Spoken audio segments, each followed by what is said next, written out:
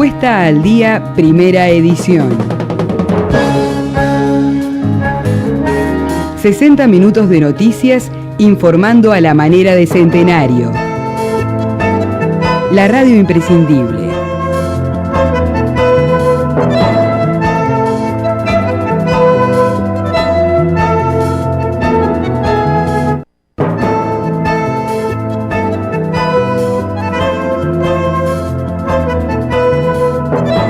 Hola, ¿cómo están? 6:32 minutos en toda la República Oriental del Uruguay. Damos comienzo a esta primera edición de Puesta al Día de una jornada de lunes 2 del mes de marzo del año 2026. ¿Cómo andás, Vázquez? Muy bien, buen día, Fabricio. Buen día a Gonzalo Izasmendi, que está en los controles técnicos.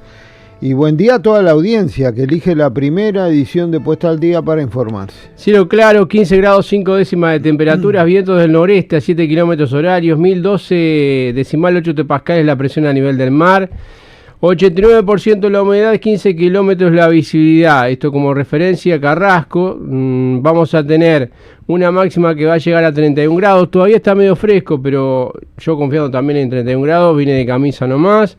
Claro y algo nuboso, ventoso en la tarde-noche.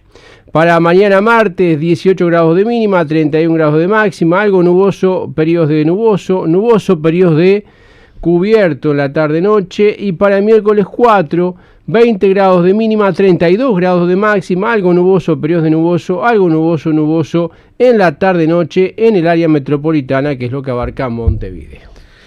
Bueno, vamos a compartir con ustedes los principales titulares de la jornada.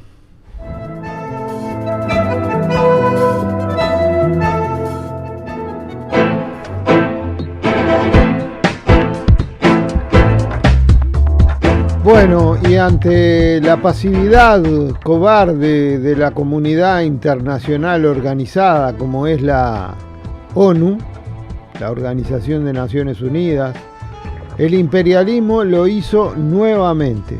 Estados Unidos e Israel, Donald Trump y Benjamín Netanyahu se han constituido en los matones del barrio, que seguramente van a terminar de la misma forma, ¿no? Con un disparo en cualquier esquina. Pero por ahora, la maldad que el imperialismo realiza hoy no debería quedar impune. Los pueblos, las poblaciones antiimperialistas deben reaccionar al influjo de esta barbarie.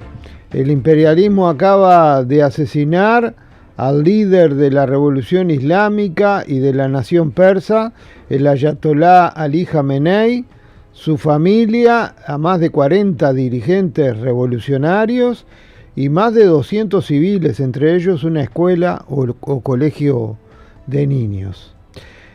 Hoy está en llamas Omán. Según la información que aparece en el día de hoy, Oriente Medio está en llamas tras el ataque de Estados Unidos e Israel contra Irán, y la situación alcanzó por primera vez a Omán, mientras que también se han reportado agresiones contra bases estadounidenses en Kuwait, en Emiratos Árabes Unidos, en Bahrein y en Qatar. Igualmente, el tránsito por el estrecho de Hormuz se ha visto afectado. Hay un petrolero que ya fue bombardeado el fin de semana, el domingo concretamente, en el estrecho de Hormuz. Nadie se adjudicó el ataque, pero había una advertencia del Cuerpo de Guardianes de la Revolución de que estaba cerrado el estrecho de Hormuz, así que todos los que quisieran pasar por allí iban a tener la precaución y la advertencia que le hace entonces el Cuerpo de Guardianes de la Revolución de Irán. Oriente Medio está viviendo horas críticas tras el ataque lanzado la madrugada del pasado sábado, entonces. Y vamos a ir también a las repercusiones. El movimiento 26 de marzo condenó y rechazó el cobarde ataque la pasividad del mundo y sus dirigentes locales, manifestó su solidaridad con el pueblo y las autoridades iraníes y señaló que para frenar el imperialismo tiene que reaccionar las izquierdas y las poblaciones del mundo. Multitudes llenaron las calles de Irán por los ataques cobardes de Estados Unidos y de Israel. El presidente iraní considera que es un deber vengar el asesinato de Jamenei. La muerte del ayatolá en el ataque se considera que es una declaración de guerra abierta contra los musulmanes, según el presidente de Irán, Masoud Pezeshkian. Irán comenzó a responder atacando a Israel y muchas de las bases de Estados Unidos en Medio Oriente. Rusia y China señalaron indignación por los ataques en medio de las negociaciones y las violaciones del derecho internacional por la eliminación de Ali Jamenei. No se eliminan autoridades, dice Rusia y China. No se casan dirigentes de estados soberanos y no se deberían lanzar ataques cobardes a escuelas. Por supuesto, Rusia y China manifiestan que tampoco se deben incitar los cambios de regímenes, pero si ya han realizado todo lo que han realizado, esto último parece irrisorio, ¿no? Otros temas que queremos compartir con ustedes ahora en el plano local de noticias. Yamandu Orsi cumplió un año de gobierno haciendo la revolución de las cosas simples. La desaprobación de Orsi sube en gran parte por menor apoyo de votantes del Frente Amplio, según la empresa encuestadora Opción. Es la primera vez que menos de la mitad de los electores del oficialismo aprueba la labor del gobierno, según esta encuesta.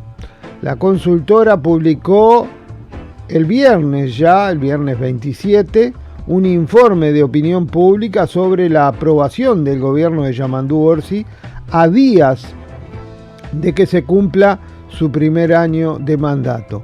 Un 37% de los encuestados respondió ni buena ni mala acerca de cómo evalúa la gestión del gobierno, mientras que el 20% la calificó como buena y el 23% como mala. En los extremos, el 15% dijo que es muy mala y un 3% muy buena. El resto de respuestas cayeron en la categoría de no sabe, no contesta. Desde julio, el segundo trimestre, hasta la fecha, la evaluación positiva pasó de un 30% a un 23%, mientras que la negativa subió de 19 a 38. Según el voto de las elecciones de octubre de 2024, la aprobación también fluctúa. Dentro de los frenteamplistas, el 44% tiene una percepción positiva del gobierno, un 40% neutra y un 13% negativa.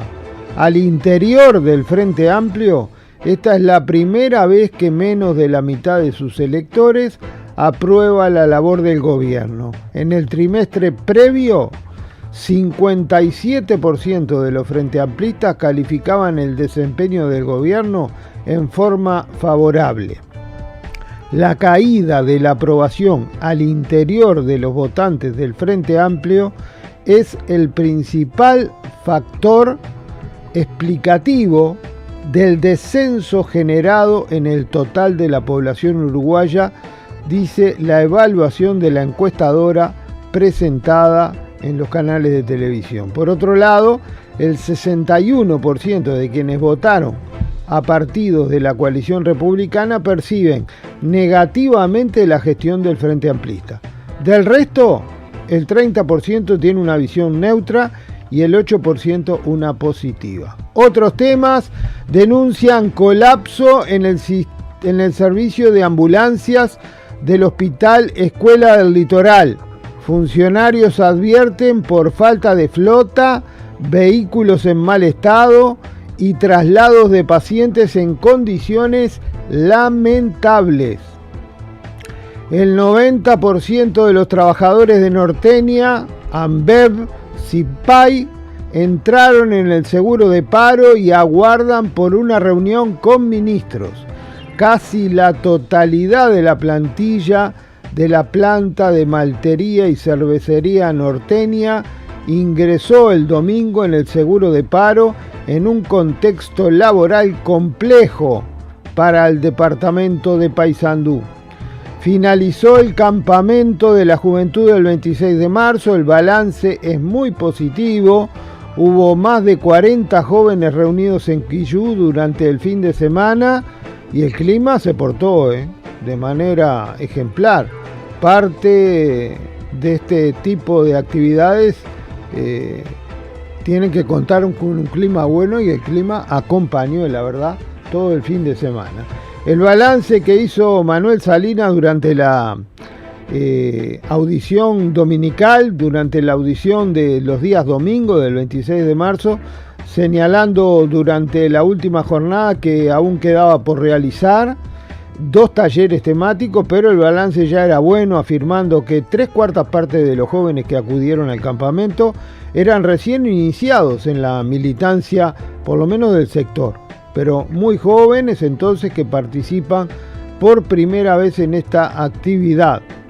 Otros temas, la profesora Romy Silva de la Dirección Nacional del 26 de marzo se refirió a las actividades que se preparan para dentro de pocos días. El martes se reúne la departamental de Montevideo para ajustar, pero se viene el plenario departamental el día sábado 7, el próximo sábado.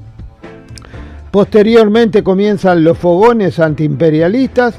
El primero va a ser el sábado 14 en Plaza Lafone y se sigue con los preparativos del 55 aniversario del 26 de marzo que será celebrado el mismo día, jueves 26 del mes en curso. Otros temas. Rodrigo Goñi asumió como presidente en diputados y habló del reto tecnológico como el centro de la agenda. El Partido Nacional propuso a Goñi para el segundo año del quinquenio en la 50ª legislatura. Otros temas: proponen exonerar de IVA al agua embotellada y a los filtros en Montevideo. Otros temas, Fabricio. Sí, hoy a nivel parlamentario comienza, más allá del discurso que el presidente de la República va a hacer alrededor de las 7:30, luego de que la Asamblea General se reúne a las 6:30 de la tarde. En un hecho que además, yo ya lo he dicho, esto es una cosa que es medio invento en Uruguay, porque en Uruguay no se hace, lo hizo la calle Herrera, su hijo la calle Pou lo imitó y ahora parece que el presidente Orsi quiere hacer también lo mismo, que es esto de presentar una especie de rendición de cuentas ante el Parlamento. En otros países se hacen, pero aquí no. Y estuve revisando y antes de la dictadura tampoco, ni Gestido, Gestido además falleció al año, ni Pacheco Areco, que estuvo más tiempo, ni tampoco obviamente Bordaberry, que dio un golpe de Estado el otro año, hizo más que un discurso, que es el de Asunción. Pero tampoco fue Sanguinetti, en las 2 presidencias hizo solo un discurso, que fue el de Asunción, y después nunca más. La calle Herrera, como decíamos, sí habló los 5 años. Después Jorge Valle también hizo un solo discurso el año que asumió. Mujica y Tabaré Vázquez en los 2 gobiernos hicieron solamente un discurso, que fue cuando asumió. La calle Pou sí imitó a su padre y hizo 5 años de discurso. Y ahora parece que Orsi va por el mismo camino, pero no es algo que esté institucionalizado aquí en Uruguay. La calle Pou hacía desde antes de ser presidente. ¿Te acordás que hacía en marzo? Siempre hacía un discurso que algunas veces lo hacía en el cine ahí acá en el centro. Claro, antes de ser presidente de la República sí puede ser que hablen, pero digo, como institución, así como presidente de la República, solamente la calle Herrera y la calle Pou, y parece que Orsi iría por el mismo camino porque todavía no terminó el mandato, sería el segundo, veremos si va a seguir así. ¿Y quiénes hacen eso? ¿En Estados Unidos se hace eso? Milei también, sí, hay varios países que lo hacen, Uruguay institucionalmente no lo tiene, y yo ya se los había dicho, pero este fin de semana estuve buscando y vi que sí, que tenía razón cuando dije que no, que los otros presidentes solamente habían hablado el primer año. Y además es raro, porque si vos tenés que hacer un discurso para decirle a la gente lo que hiciste, es porque la gente no sintió lo que hiciste. Si no, no tenés necesidad de ir a comentarlo. Si la gente sintió que vos hiciste cosas que te le sirvieron, o que no, pero esperemos que sí, que le hayan hecho cosas que le sirvieron, no tenés por qué ir después a hacer un discurso que dice que va a ser corto, igual de 35, 45 minutos, para explicar lo que sí. Además, mucho no tiene para hay discursos que han durado más de una hora. Este dice que sería de 35, 45. Yo tengo la sensación de que este primer... además tengo la sensación, y además lo he escuchado de ministros que dicen que este es el año de las ejecuciones, que en el primer año se hizo poco y nada, o más nada que poco. Lograr algunas cosas como aprobar el presupuesto y sacar algunos proyectos de ley, pero poco y nada. Dicen que este es el año de las ejecuciones, todos te dicen lo mismo, bueno, veremos. Pero ¿será por homicidio que habla? Sí, bueno, de eso seguramente hablará, seguridad, pero los números dicen una cosa y los datos reales son otros, entonces ahí también está la disyuntiva entre el discurso y lo que la gente siente. Entonces, por más discurso que hagas, pero no me quiero quedar solo en eso, porque hoy además a las 12 del mediodía se reúne la Comisión de Educación para nombrar presidente, vicepresidente y régimen de trabajo, pero a la 1 de la tarde se reúne por primera vez la Comisión Investigadora por Cardama. Recibe a José Bayardi, ex ministro de Defensa del Frente Amplio, es la primera visita. A las 13 horas, recordamos que acá va a haber senadores y diputados, son 17 los miembros, así que van a tener que reunirse en la sala 17, que es la sala más grande. Y también está previsto que a las 12 del mediodía, no institucionalmente, pero sí tomando como el Parlamento como base, Martín Lema se reúna, el senador del Partido Nacional, con algunos diputados de Montevideo y con ediles, todos del Partido Blanco, para tomar una decisión respecto al tema de la posibilidad de hacer un túnel en 18 de julio. Entonces yo creo que ahí pueden surgir novedades respecto a si habrá resistencia, que creo que sí la habrá, por parte del Partido Nacional en esa reunión informal que van a tener en el piso cuarto del anexo del Palacio Legislativo hoy a las 12 del mediodía. Después terminando con esto, la comisión permanente fue la última el viernes, antes de que empezara justamente el ámbito que decía Vázquez, comenzó con la asunción ayer de Rodrigo Goni, que sabía que se iba a hablar de tecnología porque él es de la Comisión de Tecnología e Innovación. Ha logrado algunas creaciones de sociedades especiales para que emprendedores de tecnología no tengan que utilizar la sociedad anónima, sino que tengan que utilizar otra figura que se creó justamente bajo su impulso durante el gobierno pasado. En la comisión permanente no hubo demasiado, diríamos, datos fuertes respecto al fallecimiento de estos niños bajo la guardia del INAU.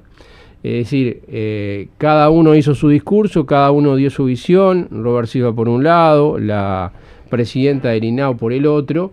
Desde el INAU se reconocen 4 fallecimientos, hablaron de 4 fallecimientos, del otro lado se había hablado hasta de 6, bajo la guardia del INAU, en este caso ellos hablan de 4, y concretamente se habla de muchas actividades abiertas, tanto en Fiscalía, en la investigación, como también en lo administrativo por parte del INAU. No se han cerrado esas investigaciones, por lo tanto, más allá de que se cuenta más o menos cuáles fueron las razones por las que se considera esos niños o adolescentes murieron, todavía no está determinado si hay responsabilidades penales o administrativas, porque eso todavía está en continuidad. Bueno, hacemos la pausa y venimos enseguida para comenzar el desarrollo de las noticias.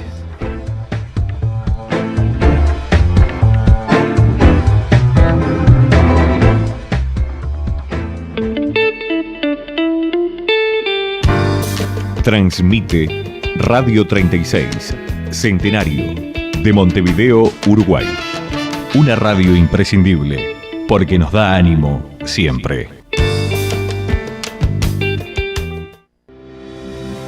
La Cámara de Emergencias Móviles expresa su preocupación ante la oferta de servicios de cobertura sanitaria para eventos que no cuentan con la habilitación del Ministerio de Salud Pública. La contratación de empresas no habilitadas no es una formalidad. Significa un riesgo real para la salud y la seguridad de las personas que asisten a estos eventos. La habilitación que solo puede otorgar el Ministerio de Salud Pública garantiza que la empresa cuenta con personal debidamente capacitado, protocolos definidos y los recursos técnicos necesarios para brindar una atención médica adecuada y oportuna ante una emergencia.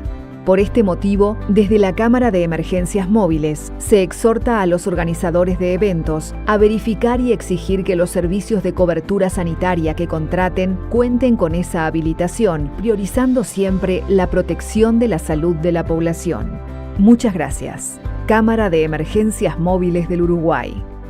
Un vino BCP al alcance del pueblo. Tradición de buena uva, madurada en barriles de roble. Adquiera los vinos del Parador Suri, solo en venta en la radio. Entre copas un vinito que se llame Pulgasol. Porque te acompañamos cada día, porque nos escuchamos, porque hace más de 95 años que compartimos momentos juntos, porque sos parte de la gran familia de la 36. Ahora tenemos que vernos. Nos encontramos en YouTube. Suscríbete al canal La 36 Radio Centenario. La 36 crece con vos.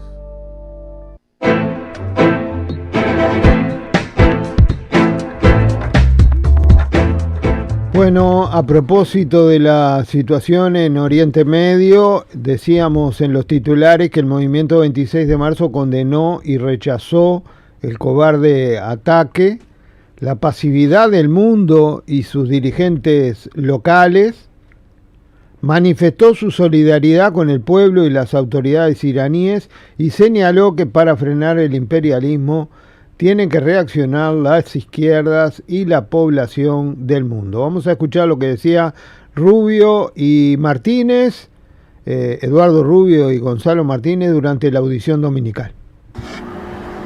Arrancando marzo con una situación, Gonzalo, que agudiza la gravedad del momento que vive la humanidad, ¿no? Ayer amanecíamos con la información del ataque brutal y criminal lanzado por Estados Unidos, vamos a decir, por Donald Trump y por Netanyahu. No quiero involucrar ni a todo el pueblo norteamericano ni a todo el pueblo israelí, pueblo judío, pero concretando una nueva operación criminal, de asesinato, matando al líder supremo de Irán y planteando y promoviendo un cambio de régimen en Irán, como plantearon y promovieron en Venezuela, secuestrando al presidente. Lo que a mí no deja de asombrarme es la pasividad de gran parte de los gobiernos del mundo ante esta brutalidad. Pues sabes que me hace acordar, no lo viví, pero lo estudiamos, lo que pasó en la Segunda Guerra Mundial, cuando el nazismo empezó a ocupar territorios y como después se decía, vi que llevaban preso a los comunistas, y como yo no era comunista no me importó, vi que llevaban preso a los gitanos, tampoco me importó, los judíos tampoco me importó, después me llevaban a mí. Entonces, esta ofensiva criminal del imperialismo está exigiendo una respuesta muy contundente de los pueblos, ¿no? Porque tampoco es que estemos ante un imperialismo rebosante de energía y en ascenso, sino que más bien estas expresiones de guerreristas tienen que ver con una profunda crisis del sistema, ¿no? Sí, en primer lugar expresar nuestra solidaridad con el pueblo iraní. Exactamente. Que evidentemente se ha colocado en la mira del imperialismo y del sionismo ya hace algún tiempo atrás, desde que triunfó la revolución allá a finales del 70, y que justamente se ha convertido en un eje de resistencia al imperialismo, ¿no? Lo hemos dicho en otras oportunidades, no necesariamente hay que coincidir en el 100% de los procesos, de las características de los procesos de cada país, para entender la importancia que juegan o cómo aportan a un proceso mayor, ¿no? En este caso, a enfrentar al imperialismo. Y bueno, es sabido que Irán, de hace mucho tiempo, como decíamos, ha jugado ese papel de contribuir a la resistencia regional, de promover otras líneas de unidades frente a la agresión imperialista y sionista. Ha sido protagonista en la solidaridad frente a otros pueblos también. Con el pueblo palestino. Exactamente, fundamentalmente. Y ha dado justamente señales de esperanza para esa barbarie que impone el sionismo y que impone el imperialismo. Y bueno, esa resistencia y ese rol que juega, como decíamos, lo coloca en la mira y ha sido sujeto de agresión. Hace 8 meses atrás, Israel tomó junto a Estados Unidos la primera iniciativa de bombardear directamente a Irán, lo cual implicó la muerte de miles de ciudadanos, destrucción de puestos militares, de instalaciones civiles, pero durante 12 días fue un intercambio bélico que Irán justamente demostró parte de su capacidad, lacerando instalaciones israelíes y demás. Pero bueno, después se vieron obligados, el imperialismo se vio obligado a poner un cese a eso, que si uno lo mira en una larga duración, diría que esto, lo que estamos viendo ahora, es parte del mismo plan, ¿no? De aquel plan iniciado hace 8 meses atrás, y que ahora tiene este punto más álgido con el asesinato de varios líderes iraníes, lo cual también uno puede prever que la respuesta va a ser distinta a la de aquella, ¿no? Totalmente. Bueno, después vamos a seguir con este tema, pero vamos a pasar a otro ahora. Sí, más o menos, porque en realidad se ha hablado mucho de la situación que se planteó el día jueves. El jueves hubo una actividad que ustedes recuerdan fue media rara también, en donde se votó el acuerdo Mercosur, Unión Europea, por parte de diputados, se dejó hablar a Salles, se dejó hablar a su hija, y después de votarse, se votó, se envió el proyecto al Poder Ejecutivo. Los legisladores, cada uno hicieron su discurso para de alguna manera puntualizar por qué estaban de acuerdo con el acuerdo Unión Europea-Mercosur, porque todos los que hablaron después estaban de acuerdo. Durante esa actividad hubo un pedido de urgencia para el ingreso de un militar estadounidense a fin de realizar, del Comando Sur, aquí en el Uruguay, un análisis sobre temas de ciberataque con Antel como base. Y bueno, de alguna manera se manifestaba por parte de algunos que mientras el jueves se votaba esto del ingreso nuevamente de un integrante de Comando Sur para dar clases a los militares uruguayos sobre temas de ciberataque, por otro lado, se hacían movilizaciones de Frente Amplio contra el imperialismo justamente en lo que tiene que ver al sábado pasado. Y uno de los que de alguna manera sobre todo planteó este tema, pegando desde el punto de vista político, fue el herrerista Juan Martín Rodríguez, que en la propia sesión, esto entró grave y urgente porque, como ustedes saben, durante el receso las comisiones no funcionan y no pasó por Comisión de Defensa, por ejemplo, fue directamente al Pleno. Se trató como urgente, obviamente que los votos estuvieron, no sin llegar a realizarse algún tipo de chicana. Vamos a escuchar lo que decía Juan Martín Rodríguez. Estamos autorizando el ingreso de un integrante del Comando Sur. Voy a volver a decirlo. Cosas veredes, querido Sancho. Y en este caso en reiteración real. Lo hicimos hace unos meses y lo vamos a hacer ahora. Pero repasaba el texto y uno lee, dice ejército de simulación del denominado Cyber Yankee. El ejercicio Cyber Yankee. ¿Cómo ha cambiado las cosas, presidente? ¿Cómo han cambiado? Salvando las distancias, un paralelismo en cuanto a la evolución en el pensamiento de algunos en cuanto al tema anterior que discutimos. De aquel Yankees go home al Yankees come here. Celebramos esa evolución Muchas gracias, presidente. Y fue eso parte de lo que se generó en ese pequeño debate, pero que se daba justamente en el Parlamento a partir, reitero, de este hecho de que se votara como grave urgente el ingreso de especialistas vinculados al Comando Sur. Creo que es igual, es uno, pero que en realidad viene a dar clases respecto al tema ciberataque, con Antel como escenario a la hora de preparar justamente este evento. En lo que tiene que ver a otras informaciones, más adelante vamos a estar con las mismas porque son 7:01. Pausa y volvemos. Desde este martes en la 36. La historia, los principios, los protagonistas, los compañeros, los pueblos y la actualidad. El movimiento 26 de marzo rumbo a su 55 aniversario. Marzo Rojo. Martes desde las 4:30 de la tarde. Rumbo al 55 aniversario. Antiimperialista siempre, con Cuba y con Fidel. Nuestro el dolor y orgullo de su heroísmo.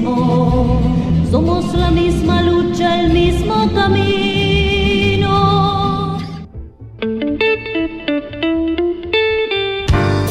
Transmite Radio 36, Centenario, de Montevideo, Uruguay.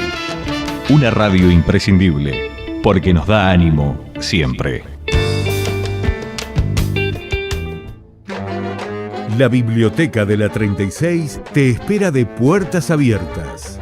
Tenemos una gran variedad de libros nuevos y como nuevos que solo conseguís en la radio.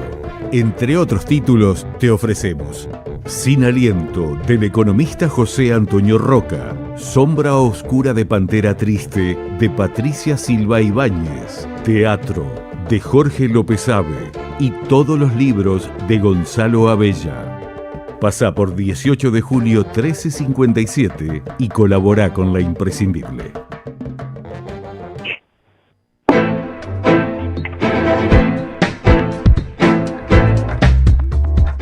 Siete de la mañana y 3 minutos. Decíamos en los titulares que están denunciando un colapso en el servicio de ambulancias del Hospital Escuela del Litoral. Funcionarios están advirtiendo por falta de vehículos, falta de flota de vehículos en mal estado y traslados de pacientes en condiciones que son realmente lamentables. Estamos en contacto telefónico con Cecilia Sánchez, que es titular de la Federación de Funcionarios de Salud Pública. Cecilia, buen día, bienvenida. Hola, buenos días. Muchas gracias por interesarse por el tema. Sí, en realidad estamos llegando a la última instancia de espera, que es la denuncia pública. Y también para que nuestros usuarios y usuarias conozcan la realidad que estamos viviendo y bueno, consideren la situación. Digo, no escapa a quienes son usuarios de este servicio cómo se está trasladando a los pacientes a nivel local, ¿no? Porque interdepartamental son muy pocos los traslados que se hacen desde la flota del hospital de Paysandú, porque se termina contratando por las condiciones en que están los móviles de ACE, ¿no? Uh-huh. ¿Cómo se llegó a esta situación, Cecilia?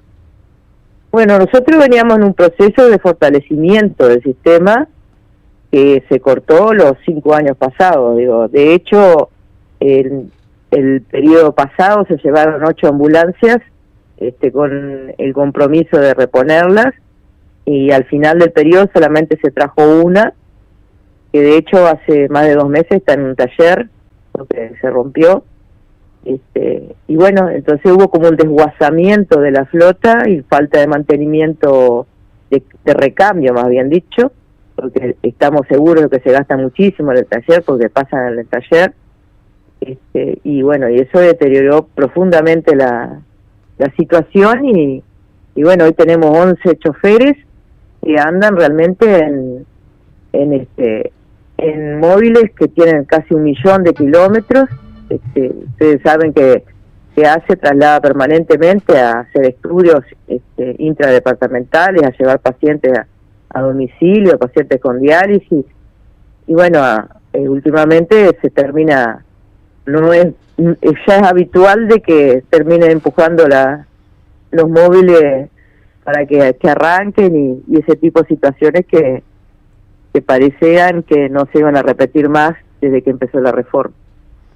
Cecilia, tú decís que en los 5 años anteriores retiraron 8 ambulancias. ¿Cuántas tenían en total? ¿Eran 8 o 9? ¿Cuántas ambulancias tenían? No, había 15 ambulancias con un móvil utilitario. Sí. Y bueno, se llevaron 8, hoy día hay 7 sí. En condiciones paupérrimas, ¿no? Porque, digo, si bien inmediatamente van y se llevan al taller cuando tienen un desperfecto, pero eso siempre dura muy poco, digo, las camionetas trabajan las 24 horas y hacen muchos kilómetros, casi todas tienen casi 1.000.000 de kilómetros. Otra cosa que no tienen aire acondicionado en el habitáculo. Nos dijo la dirección que ahora sí tenía una orden de compra para poner aire acondicionado en los habitáculos, que iba a ser un proceso de cuando estuviera libre la camioneta entrar al taller para eso, que es bastante poco habitual porque la demanda exige que esté permanentemente en funcionamiento. Y ustedes saben los calores que hace en nuestro departamento para trasladar pacientes internados o pacientes que salen de diálisis, que salen muy agotados. Son situaciones bastante que raya la seguridad del paciente también, ¿no? ¿Cuántos traslados diarios hacen, Cecilia? Y no tengo la cifra precisa, pero es permanente porque se traslada a domicilio, se trasladan a hacer estudios a otros prestadores, se trasladan, como dije, los de diálisis. Hay un utilitario que está en mejores condiciones, que lleva a los pacientes el traslado interdepartamental a los pacientes de oncología, por ejemplo, que ese sí está en condiciones, pero es el único que puede decir, bueno, uno va con seguridad a hacer estos traslados. Pero sí. ¿Y con las ambulancias que tienen, cubren todos los traslados o tienen que contratar? No, por eso decía, es una de las denuncias que hacemos como federación, es que se está gastando muchísimos recursos de ACE en pago de traslados a privados para poder cumplir con la demanda de los usuarios, ¿no? Ajá, si se fortaleciera la flota de ACE, se ahorraría muchísimo más, claro, porque está el personal y lo que falta son los móviles. ¿Ustedes tienen datos de cuánto se gasta, cuánto sale cada traslado de los privados? No tenemos datos en ese momento. Nos gustaría saberlo, sí. Nos gustaría saberlo, pero no tenemos datos precisos. Y generalmente cuando esto sucede, que se generan otros problemas que van de la mano con la falta de ambulancias, las condiciones de trabajo en general, ¿cómo son?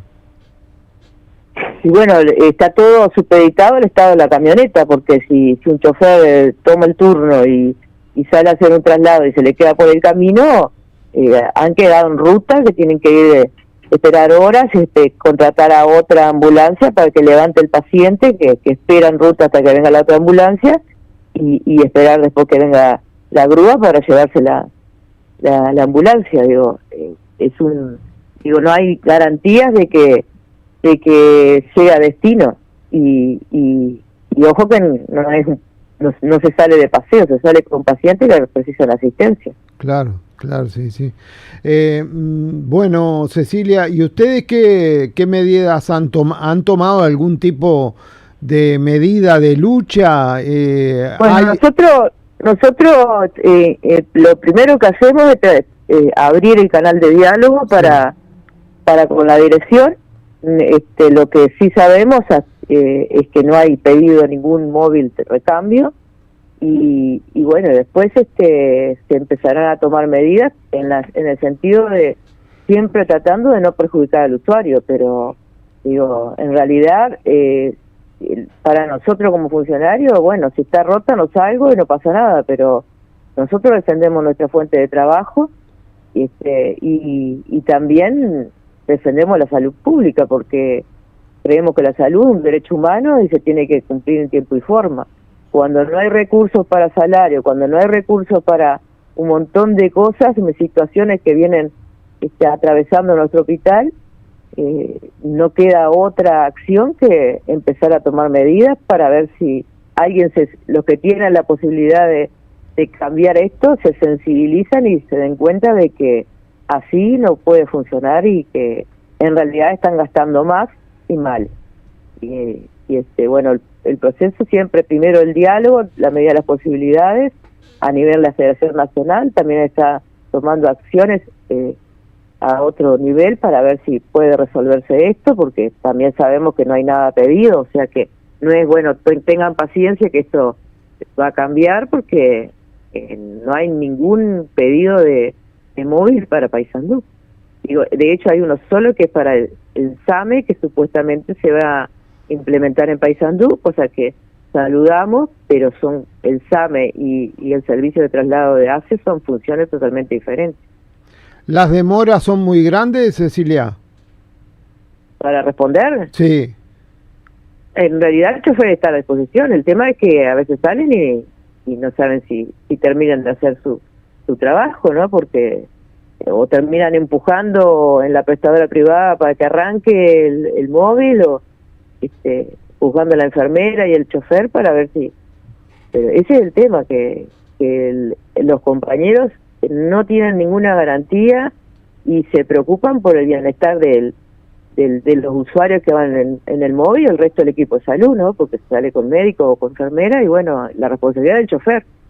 Y en estas condiciones, la verdad que se hace bastante difícil cumplir la tarea y no le da seguridad ni al paciente ni al resto del equipo de salud. Claro, me imagino. ¿Los usuarios han protestado? Sí, han protestado. Sí.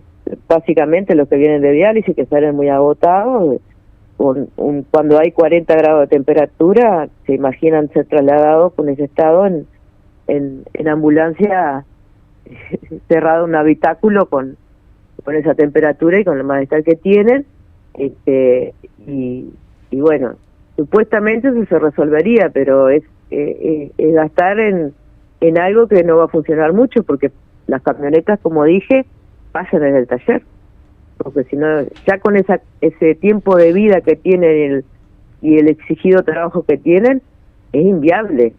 Tendrían que cambiarse, por lo menos trayendo 2 ambulancias nuevas, estaríamos en condiciones de decir, bueno, podemos trabajar con cierta tranquilidad, y bueno, y después ir cambiando lo otro, pero tiene que haber una señal fuerte de que realmente se quiere resolver esta situación, porque va a agravarse cada vez más, ¿no? Cecilia Sánchez, muchísimas gracias por la información, por el tiempo. Queda planteado el reclamo, la denuncia que hacen los funcionarios y bueno, esperamos que se pueda solucionar o mejorar la atención a la brevedad. Dale, muchas gracias a ustedes por tener en cuenta. Digo, a veces el interior no existe, pero el interior existe y vivimos muchos uruguayos y uruguayas también. Y la salud, el sistema es nacional y por lo tanto debe recibirse la misma prestación en cualquier punto del país como corresponde. Gracias por habernos considerado. Quedamos a la orden, Cecilia, hasta luego. Dale, muchísimas gracias, hasta luego. 7:15 de la mañana, pausa y volvemos.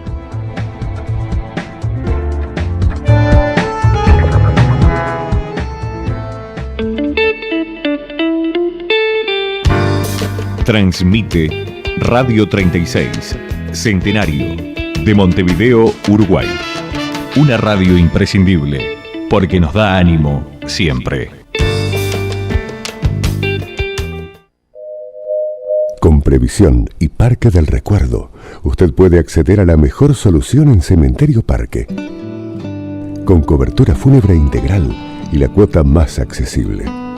La mejor opción para armonizar naturaleza, memoria y el homenaje por siempre para los seres queridos. Consúltenos por el 0800 81 60 y súmese a la mayoría. Pensando en el futuro, Previsión y Parque del Recuerdo. 0800 81 60. Tabaré Leitón, en vivo. Una de las voces más destacadas del canto criollo rioplatense presenta en vivo su nuevo álbum, Memoria Criolla en Concierto. Viernes 13 de marzo, 21 horas, en Magnolio Sala. Entradas en venta en Red Tickets y Red Pagos. 15% de descuento con tarjetas de crédito y débito Santander. Una invitación a redescubrir la raíz criolla con una voz que emociona. Tabaré Leitón, en vivo, en Magnolio Sala. Invita Bizarro. Qué guay, dulce, qué guay. Apitoxina purísima. Mejor no hay. Calidad internacional importada de Georgia. No más dolores musculares y reumáticos. Aumenta las defensas y fortalece el sistema inmunológico. El Queguay, de Luis Córdoba. Pedidos celular 099-761-563.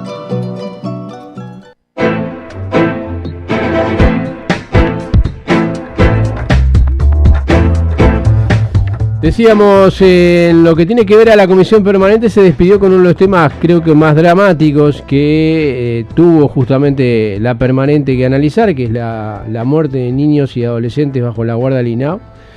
Ahí con situaciones que todavía están en informaciones que están en proceso y que no se han desarrollado. Y tuvimos la oportunidad de escuchar a Claudia Romero, la titular de INAO, pero no habíamos tenido la oportunidad todavía de escuchar a Robert Silva, que fue el miembro convocante, haciendo el análisis respecto a lo que fueron las respuestas, ya que terminó más tarde de nuestra salida de 4:30, de 4 a 4:30. Vamos a escuchar lo que decía Robert Silva, que en realidad se encuadra en esto que yo decía, ¿no? Hay una especie de separación y divorcio respecto a algunos de los números y cifras, pero sobre todo lo que tendría que aparecer es una línea para que estas cosas no se repitan en el futuro, que creo que de alguna manera desde el INAO se dice que se viene trabajando. Es verdad que el INAO y el MIDES mantuvieron un silencio durante semanas sobre esto, no salieron nunca a hablar en la prensa ni comunicar nada, hasta que fueron a esta actividad que además se tuvo que demorar una semana por el tema de lo que tiene que ver con Cardame, ya lo que hemos contado, porque esto se tenía que haber hecho no este viernes pasado, sino el anterior. Vamos a escuchar lo que decía el miembro convocante, el senador Robert Silva, sobre esta presencia y lo que dejó de dato y lo que faltó de dato por parte de INAO sobre esto. Profesionalización de este instituto. Si queremos un INAO que atienda bien a los niños, a los adolescentes, que haga lo que tiene que hacer, necesitamos carrera profesional, necesitamos concursos, no necesitamos designaciones directas en cargos de distinta naturaleza, jefaturas departamentales, coordinaciones de centros. Necesitamos profesionalizar la gestión. Y en ese marco planteamos nuestra absoluta oposición a la contratación directa de una universidad extranjera, que está en el ranking 106 de 126 universidades argentinas, sin haber consultado a la universidad pública, sin haber consultado a la Academia Nacional.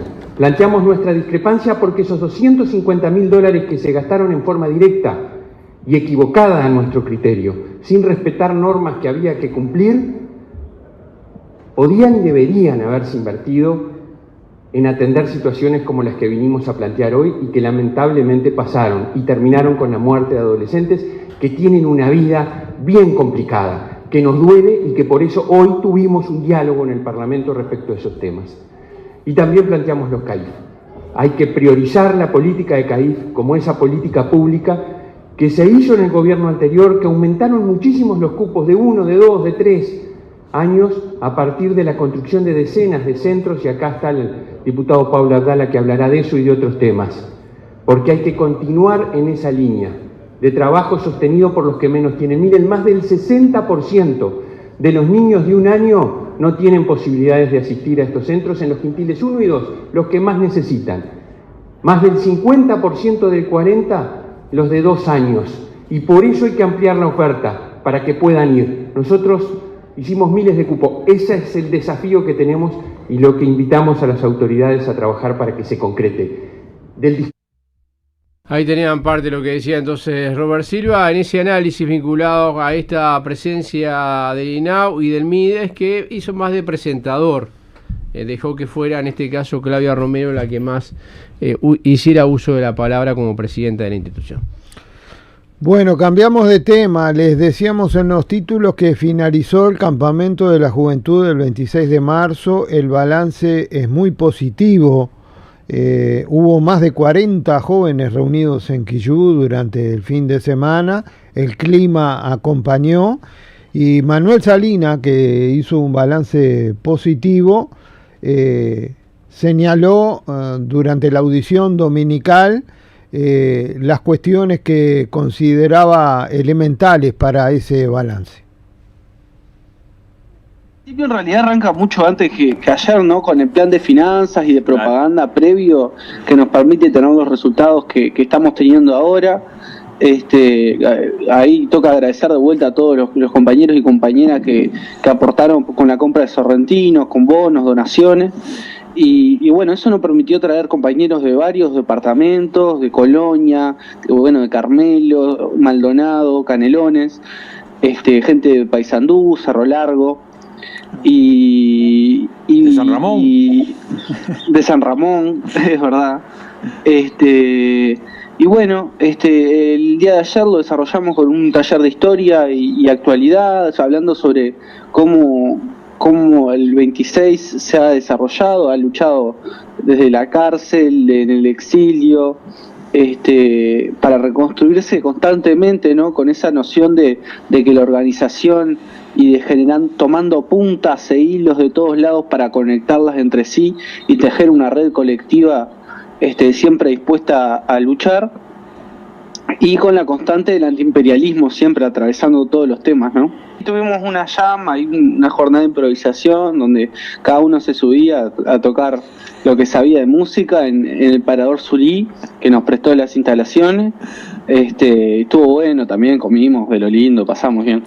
La verdad que no nos podemos quejar. Bueno, en el día de hoy vamos a tener ahora a las 10 de la mañana el taller de ambiente con la compañera Lorena Jesús, del Frente de Lucha Ambiental de Elia Villalba, y después viene el taller de política internacional con el compañero de la dirección Fernando Vázquez y con Hernán Salina.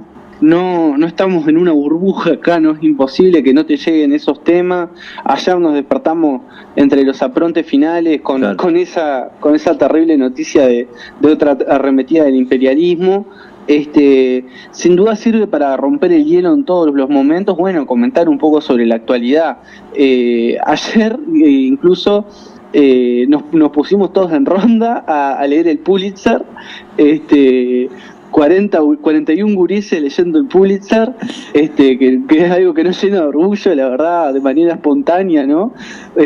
Uno arrancó leyendo, el resto arrancó a interesarse, y esas ideas las reflejamos sobre el materialismo en el estudio de la realidad y en cómo los compañeros que llevamos un poco más tiempo organizados vamos interactuando con los compañeros que se acercan para transmitir las ideas de crítica de la realidad, y bueno, esta realidad que prepotea el imperio a todos los pueblos que tienen la decencia de gobernarse por sí mismos y no seguir a rastras lo que ellos proponen, ¿no?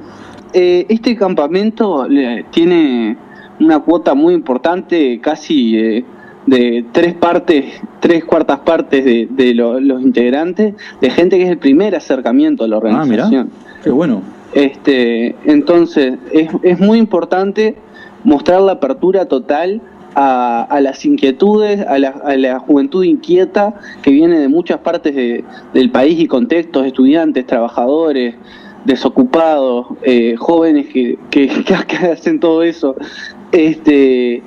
Y mostrarla, no solo tareas, y mostrar la utilidad de un partido político de nuestras condiciones y de nuestras particularidades, sino la utilidad en estos momentos de estar organizado y de buscar tareas para cada compañero y compañera, así como mostrarnos abiertos a que, bueno, hay gente dispuesta a hacer las transformaciones, porque no es solo estar de acuerdo con las ideas del socialismo en papel o en algún video de Instagram que critica a Trump o lo que sea, sino, bueno, que hay una organización detrás con un desarrollo ideológico mucho más profundo.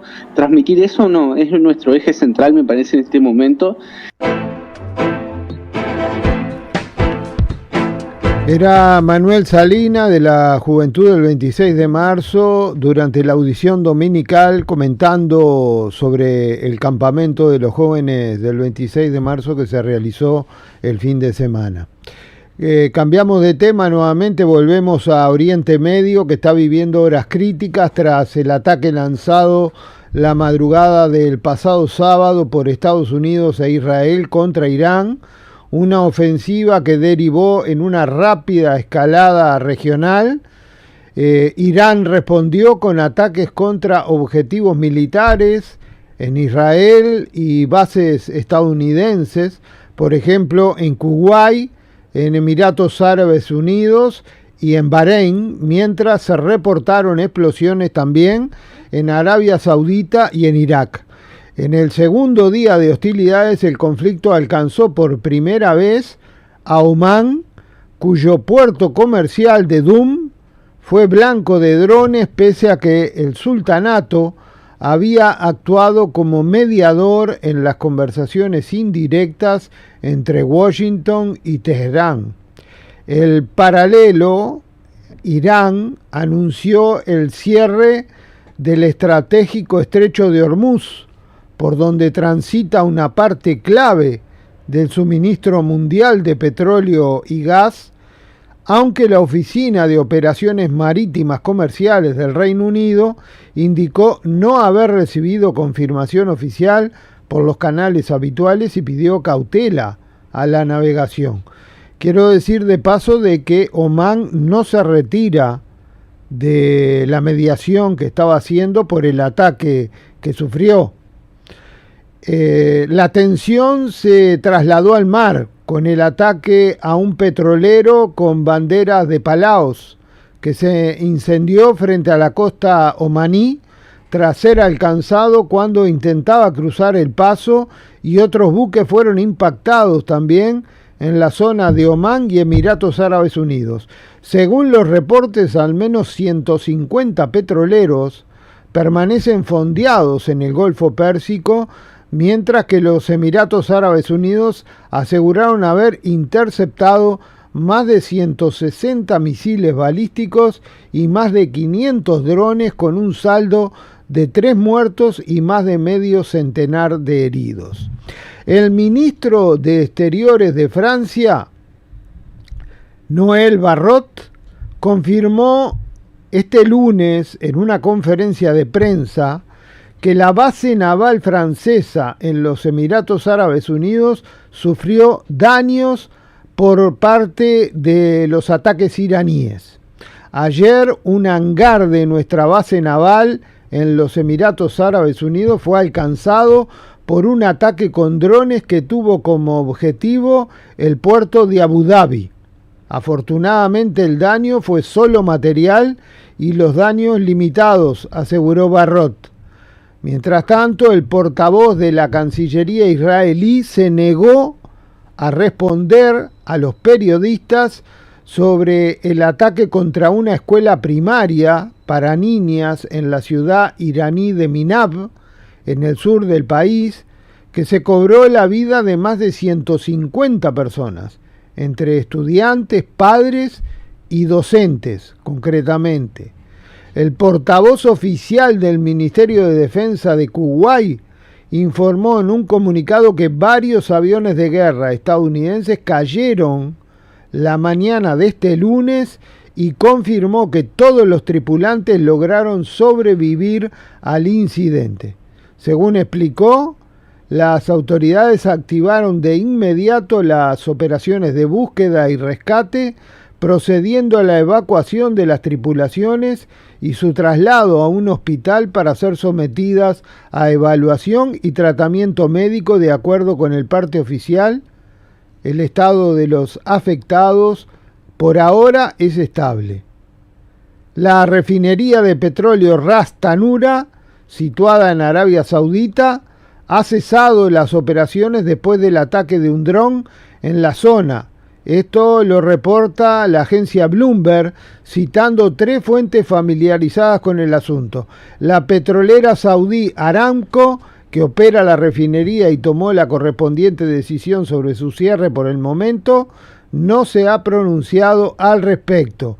Y altos funcionarios de la administración de Trump reconocieron el domingo en reuniones a puerta cerrada con el personal del Congreso de Estados Unidos que no hay evidencias de inteligencia que sugieran que Irán planeaba atacar primero a las fuerzas estadounidenses, reporta la agencia Reuters, citando a 2 fuentes familiarizadas con estas conversaciones. Sí, hay que destacar que 2 de las compañías de operaciones como MSC y Maersk están cesando las operaciones en Hormuz.